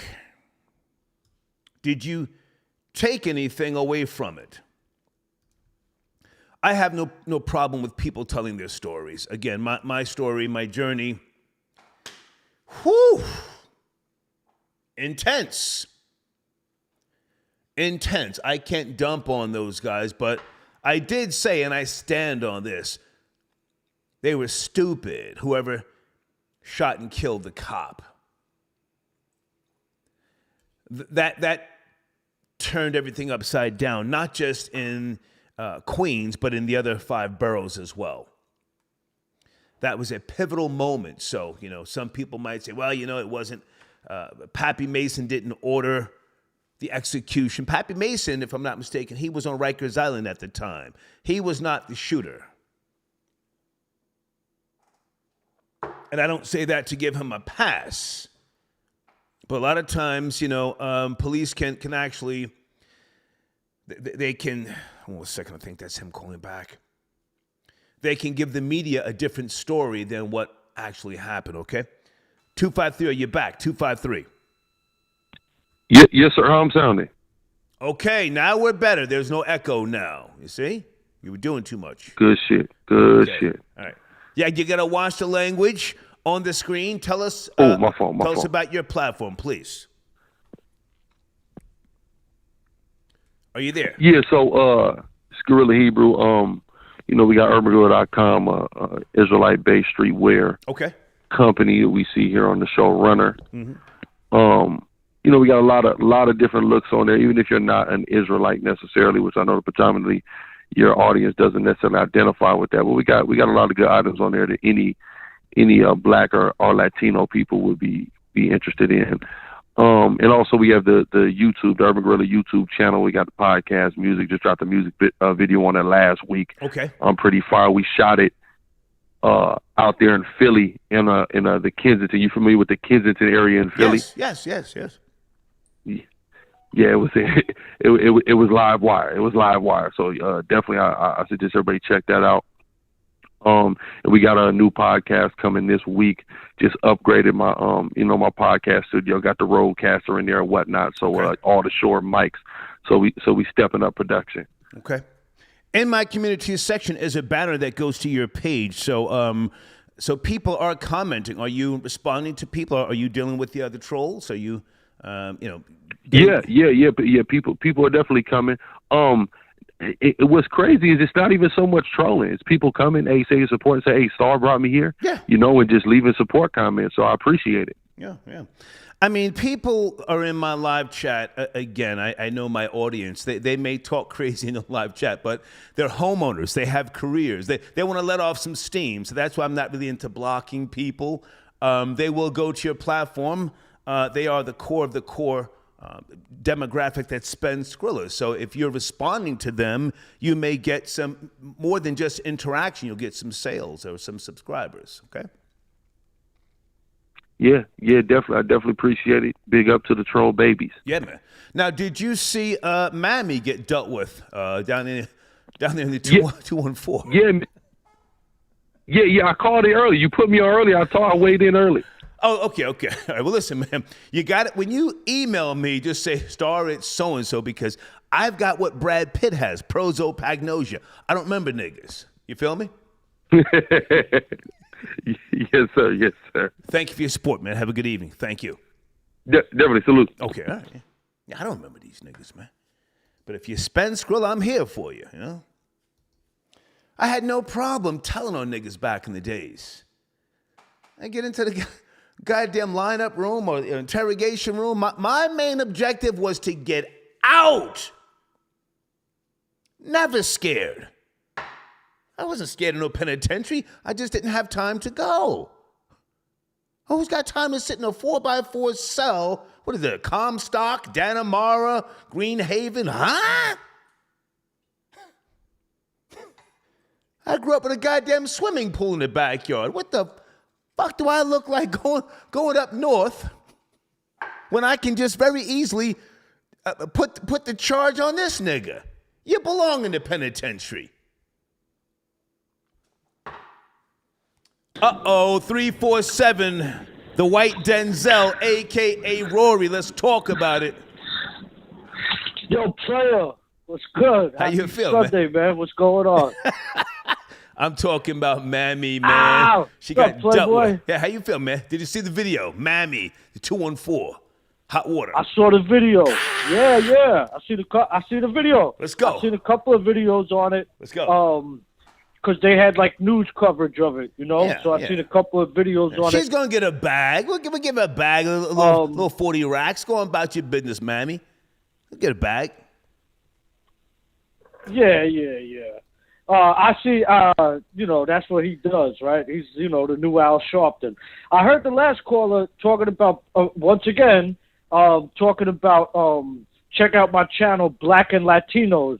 Like there's some sort of connection there. Like there's some sort of, is this guy not watching the videos? Guadalupe was ready for Haranisha, whatever the hell her name was, with the boiling water and the boiling oil, right? He said there was oil in there. Right, I guess. Yeah. And they still, I can't believe the brothers in this country, man, the Black Americans, they still can't get over that brainwashed BS about brown and black people together. It never was like that, and it never will be like that. It's only one-sided, and that's from the black side. That's it. The brown side, they ain't messing with you. They don't like you, especially the foreign ones. You know what I'm saying? Maybe some of the Caribbeans, some of them get along with Black Americans. Yes, I'll give them that. But anybody else from Central America and South America, trust me, they look down on Black Americans. They talk horrible about Black. I could speak Spanish. I understand Spanish. Okay. They are the worst. And Rosita's cousin, Rosita's cousins up in a Taco Bell, they weren't having it. They weren't having it. They're ready. Star, the story is the black girls were in the drive-through, right? Yeah. They threw a bottle out of their car window, broke the bottle, and the people in the restaurant said, you got to clean that up. You can't. I did not know this. In the drive-through. I did not know this. Okay, so Yeah, this is what happened, right? Go ahead. So because when they filed the lawsuit and then they had to, I think they had to tell the police before they filed the lawsuit or whatever. Okay. Then the people at the workers at the restaurant said, well, they told their side of the story. So the girl admitted that. She said, yeah, we threw a bottle out the window and no, we didn't pick it up. And then she alleged that when they went to the drive-through window that the people threw a drink on them through the drive-through window, and then they went inside the restaurant and started flipping out. But the people in the restaurant said they came in there at first and were like throwing punches, and then they calmed down. They were talking to them, and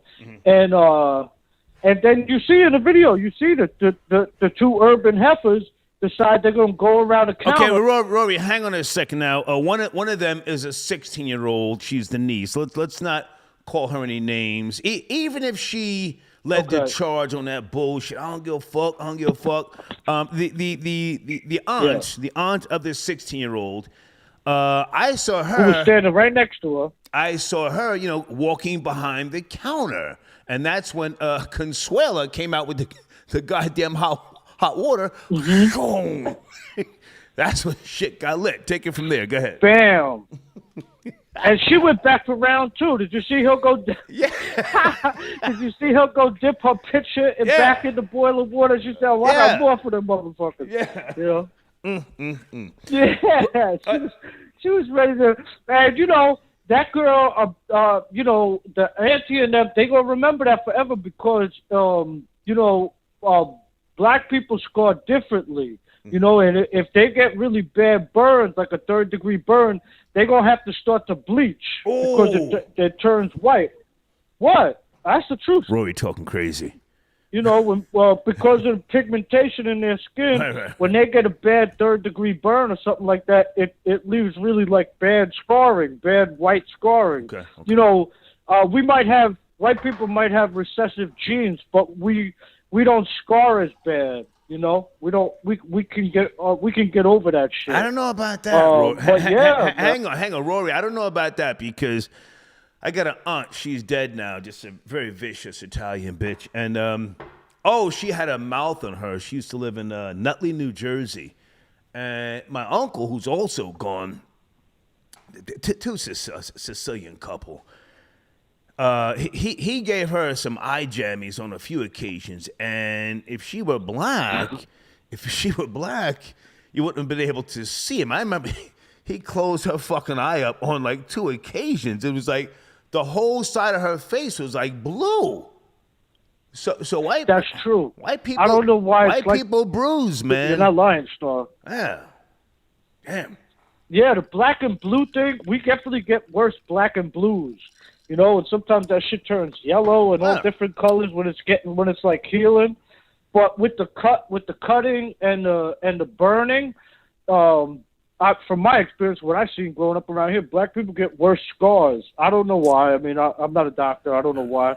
But yeah, that's a horrible lesson for that girl to learn with her auntie standing there, leading a charge. And she should be ashamed of herself whenever she looks at whether she gets the money or not, because I'm sure she's going to get something. Yes, sir. I mean, I'm sure Taco Bell is so big, and I think they're owned by a brand, I forget the brand. like Yum Foods. Hey, Robert, I want to shift gears for a second. The Supreme Team docu-series. You were born and raised in New York City. How old are you? Again, I forget. 40? 44. 44. So you know the story somewhat, sort of, I would imagine, right? Supreme Team. I know it. Hell yeah. Okay.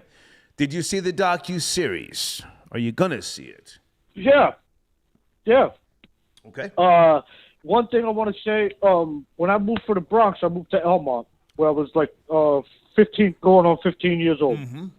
So Elmont is the neighborhood right next to Jamaica, Queens. Right. It's the Long Island, Queens border. Over there by the racetrack. Jamaica's huge. Over there by the racetrack. Yeah, Belmont Racetrack. Yeah. Right there. It used to be, it was half black, half Italian. That was the neighborhood. Mm-hmm. Jamaica, Queens is huge. For people that don't know, that listen to the show, they don't know New York.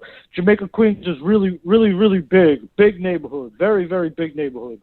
And when they talk about the projects, there really ain't that many projects in Jamaica, Queens. You know that, Star. Jamaica, Queens is mostly houses. Yeah. A lot of row houses.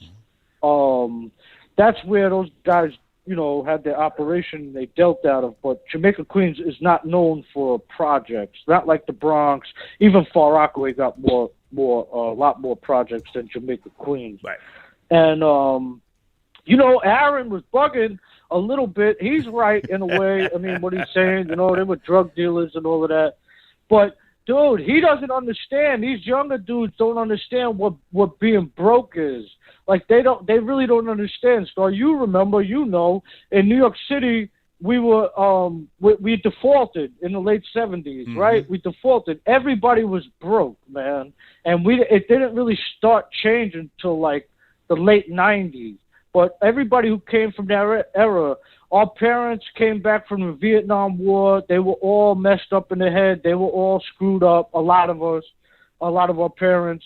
And the city was broke. People might have went to work, but they weren't making anything. Like, they weren't making nothing.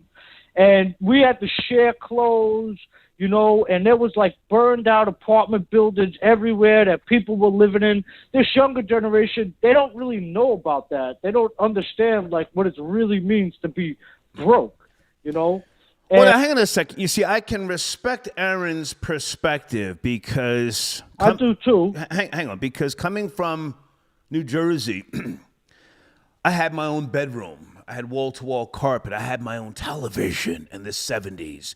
That was not a common thing. But at the same time, I did not look down upon people. I did not look down upon people in the inner city. And when I moved to New York by my own choice, I found myself intertwining with people that who I knew were not as educated as me. And to be honest, I was a piece of shit. I used that to my advantage. Allegedly, somebody who looked like me was impersonating a DEA officer high on coke. But here's the thing. Here's the thing. There were people who had no choice, or pardon me. Very few choices. You couldn't get those city jobs back then. You couldn't just join the union and be a carpenter or a brick mason. So I'm not mad at people. I'm not mad at people who were selling drugs, but at the same time, it wasn't not back then. It wasn't my thing. I idolized Huggy Bear, who was a fucking snitch for Starsky and Hutch.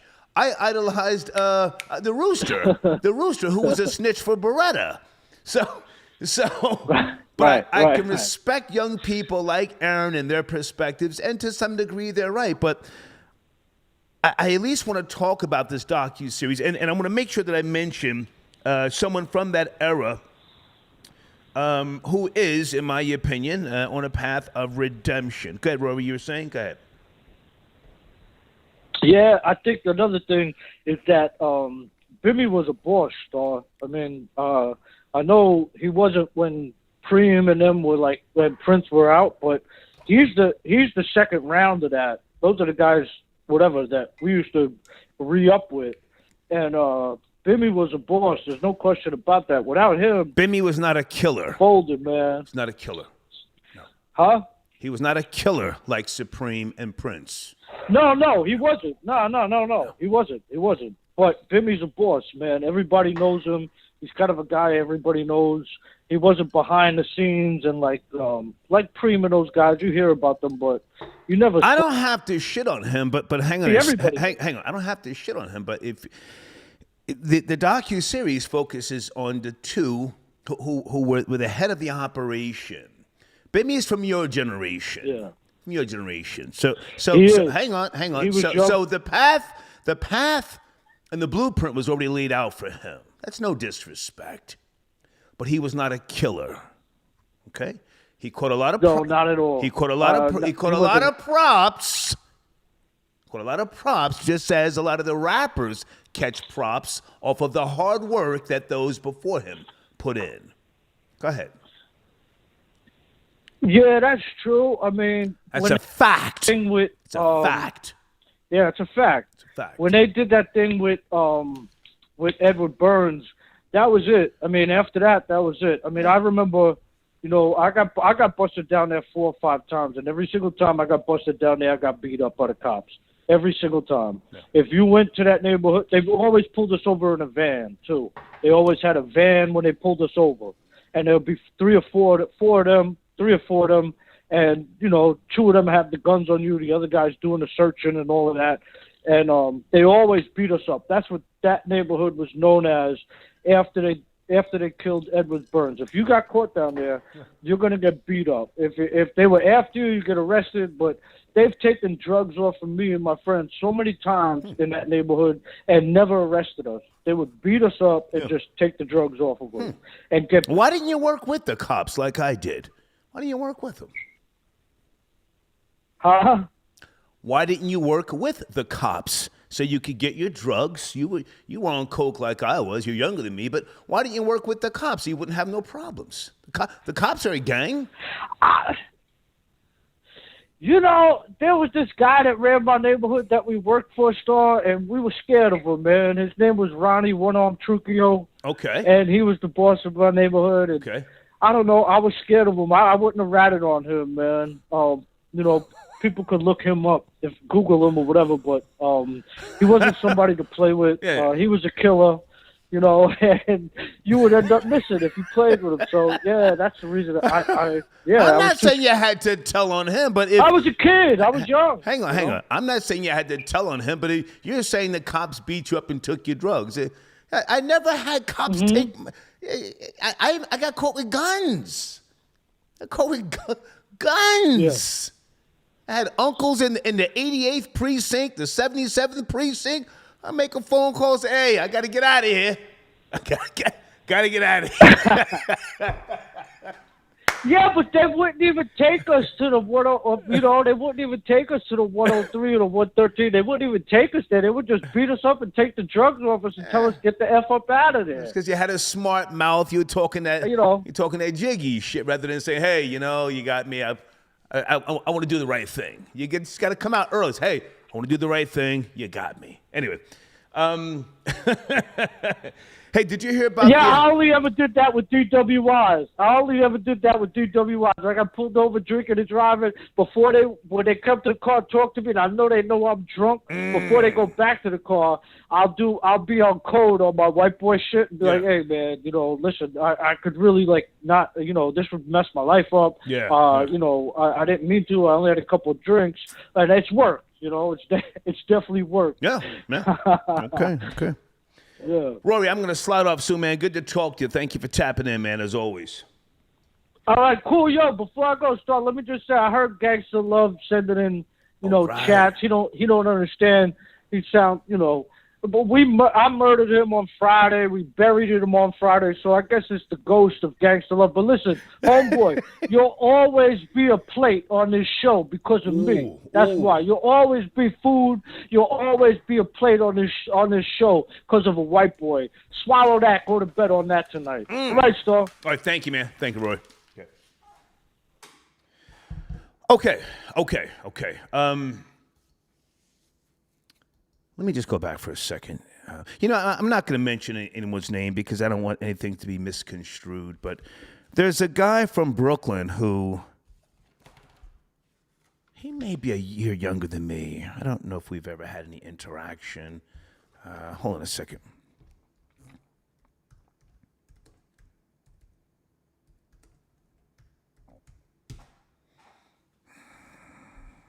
How old is this guy? I was born in 1964. This guy was a killer, and I'm not going to try and regurgitate his story.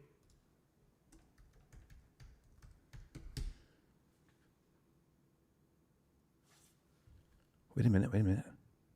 No, that's somebody else. Now, I ran with the Shower Posse for a little over 3 years. This guy, mover and a shaker, went to the penitentiary. I think he caught 6 bodies.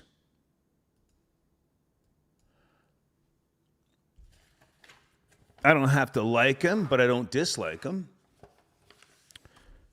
But at least he's on a path of redemption. Do you know what I'm talking about? He was there during the Fat Cat era. He was right there. He was tied in with those guys. He's on YouTube. I respect the fact that he is on a path of redemption. See if you guys can guess in the live chat.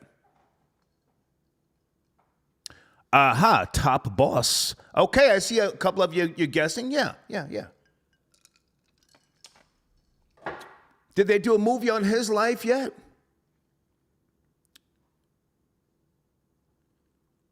Yeah.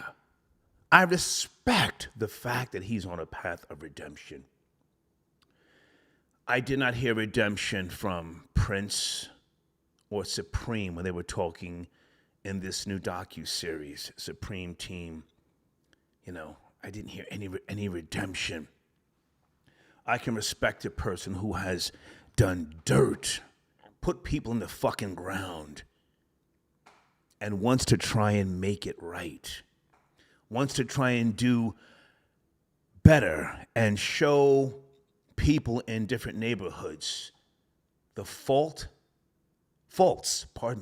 of his past. I myself, holy shit. Holy shit. I do charity work, so totally different. But the point is, with this docu-series, unless I missed it, unless there's something I don't know about, I did not see any redemption or remorse from Supreme or Prince. Now, are they changed? Absolutely. They're old men now. They want to see their grandkids. They want to they want to go fishing. they want to, eat a plate of food and then take a nap and, oh yeah, that old shit was that old shit. That's the only thing I want to say about this docu-series that really stuck out in my mind. And when I spoke to Dana this morning, I said, I saw no redemption. So I can't wave the flag and say, oh, we got to let these guys out, yada, yada. I don't know. Larry Hoover, is he talking redemption, guys? I don't know. And what's the other guy? Oh, my God, hold on a second. Tukey Williams. Let me just make sure. Tukey Williams was writing children's books. Gotta respect it. Stanley Tukey Williams died in 2005.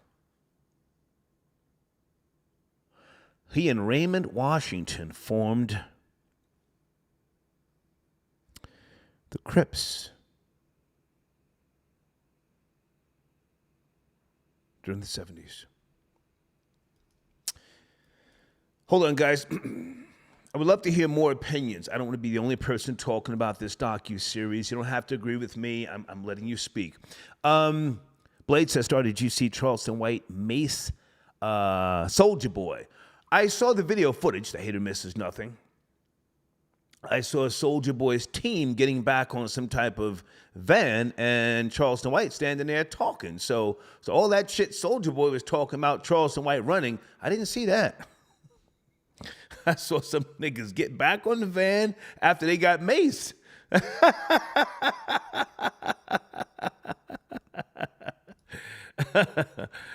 Blade also says, salute to Star's uncle for closing the eye of that smart-mouthed Sicilian.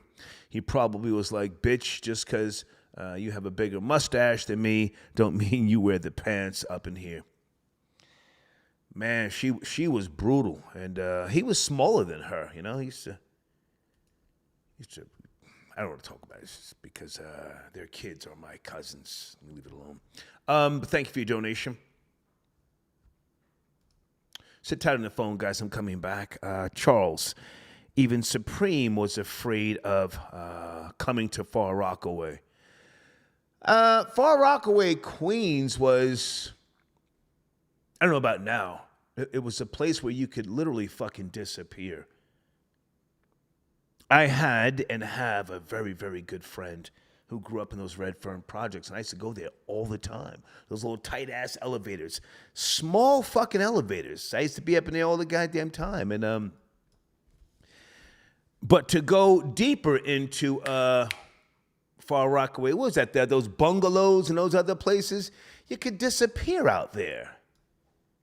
I didn't do drug deals in Far Rockaway, Queens. It just, you could literally smell death. Pardon me. Sir Shy got your donation. Swing down, sweet chariot. Stop and let me ride. Okay, thank you for your donation. Spring area code 708. Good evening, 708. Are you there? We're talking about Mammy, who got that work in Taco Bell. 708. What's going on, Star? How you feeling? Yes, sir. How are you? Good evening. I'm all good. Okay. Yeah, I didn't get to see that video with the Taco Bell with the Mammy, but yeah, the Mammies are running rapid out south. Yeah. If you got that work, though, if you get a chance, man, check it out. Will do. Can I say something, Star? I wanted to call in about one of your Asian dial. Okay. The album. I don't know if you did an album breakdown already or not. Or if you gonna call yet. in and talk about it? Not yet, but it just dropped Friday, the 22nd. It's called Let's Do a Drill. Yeah, I downloaded it. It's pretty good. Okay. It's pretty good. I'm digging it. I never listened to her music before. I'm with you. She's pretty cute. Never really listened to her music. I know I heard her on features. I know I'm from Chicago, so I know she was with King Von. Right. But she's in her bag on this one. She's nice. She's with the New York drill. There's a lot of New York features on there. Okay. I'm digging it. Okay. I'm digging it. Well, I will be checking out probably tomorrow because Monday is kind of like a slow day. But I appreciate the heads up. Yeah. One another thing, Star, real quick. I know you say Instagram. You prefer your Instagram to be for your DMs to be for women, not stories.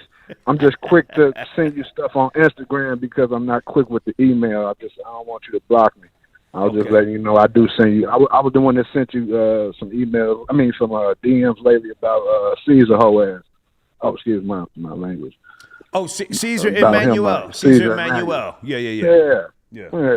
Well, listen, man. With all due respect, I don't know who's in those DMs, and you got a lot of these little niggas out here in Atlanta metro area, niggas with wigs, and they're trying to line me up, man, so I don't really respond to DMs, you feel me? Yeah, I know. You do see them. I know you never respond. It do say seen. I just said, I'm going to stop doing it. I'm going to go ahead and Well, I've got two people that actually check those DMs. I don't click on them because I don't want somebody taking a screenshot and then sending that shit to the goddamn shade rooms. I don't even click on them. But they go in there. They go through it. But thank you, man, for your support. Thank you. Appreciate you, stuff. Yes, absolutely. I catch you. Hit no goddamn IG DMs. Come on back, Bobby V. They're trying to catch me like that. Come on back, Star. Star, where you going? Star came by here for some pussy. Here he is right here in my DMs. No, we're not playing that game. Nisa F. Baby, where are you? I thought you were going to call in. Guys, follow Nisa F. Baby on Instagram. She's got a brand new track out, okay? And Gangsta of Love sends it a donation. Compton niggas never been scared of nobody. Okay, thank you, Gangsta of Love.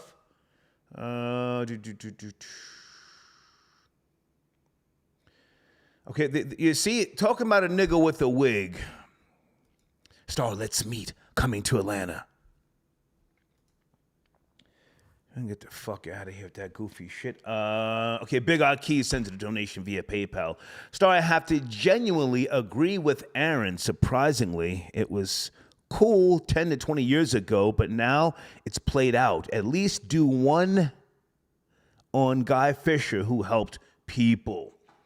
Troy Reed did a Guy Fisher story, if I'm not mistaken.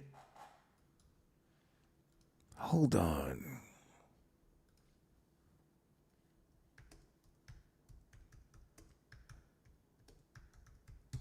could have swore Troy Reed. Yeah. It's on Amazon. The Guy Fisher story.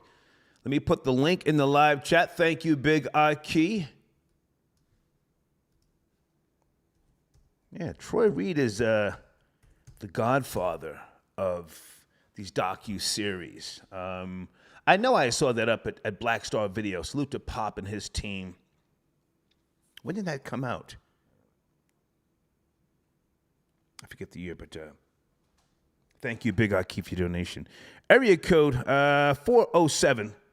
Good evening. Are you there? 407. 407. Yo. Yes, sir. Good evening. Good evening. Yo. Yes, sir. Hey. Well, hey, what's going on, baby? What's up, man? How are you, sir? Good, man. Just tapping into the show, man. I'm over here at work, you know what I'm saying? Just chilling. Okay. Are you joining the discussion, sir? Did you see the Supreme Team docu-series, or did you see Mammy get that work up in Taco Bell? Nah, I didn't see both of them, man. So what the fuck are you calling me for? Hey, man, you know, just calling in, man. Please don't ever call in again, sir. Thank you. Good night. Hang up, bitch boy. Hang it up. Hang up the phone. There you go. He hung up. I ain't scared, nigga. The fuck you calling me for? I don't need friends. A few more calls here. Area code 720. Did I speak to you earlier? 720. That number looks familiar. I've got prosopagnosia, so I'm not Nah, sir. How are you, sir? Good evening. Nah, what's going on, Star? This is my second time calling in, man. We spoke a few years ago, man. Okay. I didn't call in earlier tonight. What's cracking, man? I've been sitting here for a minute, though. Supreme I Team rock with your hard body, man. Okay. What's cracking, man? Supreme Team. Did you see the docu-series?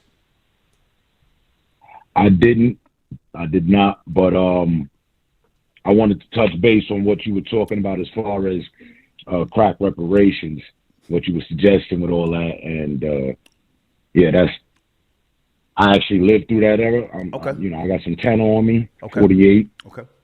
So, and I heard the opinions of the previous callers. I beg to differ. I heard you mention as well, that some people didn't have a choice. I'm one of them. Okay. So, To be precise, I said choices and options. Well, options more so were limited in terms of jobs. Yeah, they were definitely limited. Yeah. I remember standing on the corner making my decision, and I was 12. Okay. Right. So I looked. I saw the pimp, and in the whole. And I seen the robbers, the hustlers, the 3-car Marleys, all that. I was out there on the deuce. Yeah. Not that I'm excusing the behavior. I'm not excusing the behavior of selling drugs. No, but, not at all. But not, I have to be real. I have to be real. You feel me? I myself, again. Yeah, definitely. From New Jersey, Always. came over you here. Half stepping. Came over here, Puerto Rican bro put some coke in my nose, and I said, "Oh shit, this is what life is about. How do we get more of this?" I can't go to my parents to get money for this stuff. How do we get more?